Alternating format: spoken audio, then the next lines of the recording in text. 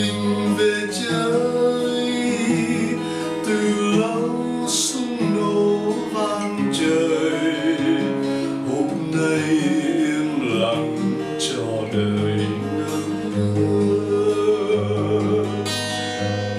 Mẹ tôi giấc ngủ khó khăn, xưa nay ru mẹ quán băng đàn bông.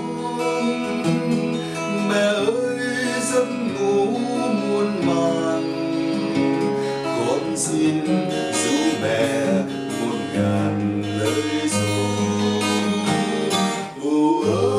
Tiếng hát nguyên ru vần thơ sau tháng hát cho hòa bình.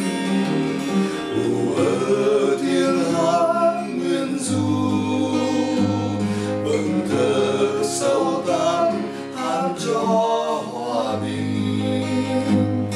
Mẹ 50 tuổi lấp lầy, con 20 tuổi lạc loài đường xa.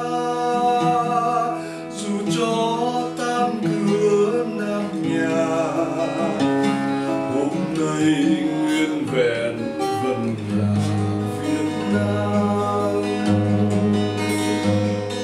Mẹ ơi xin ngủ êm đêm, xin con không ngủ nhiên mẹ yêu.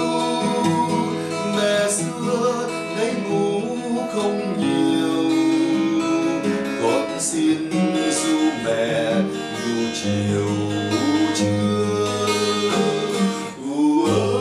Tiếng hát phóng đưa, lời ca sao đó ấm như mong đời. Tiếng hát phóng đưa, lời ca sao đó ấm như mong đời. Mẹ 50 tuổi thiếu mơ, con 20 tuổi nằm chờ màu xanh.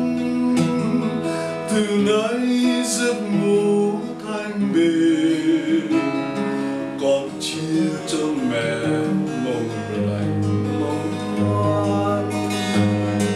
Mẹ ơi giấc mộng một người, cho con xin gửi cuộc đời Việt Nam. Mộng không mau đổ sương tàn, mơ trong giấc ngủ một đàn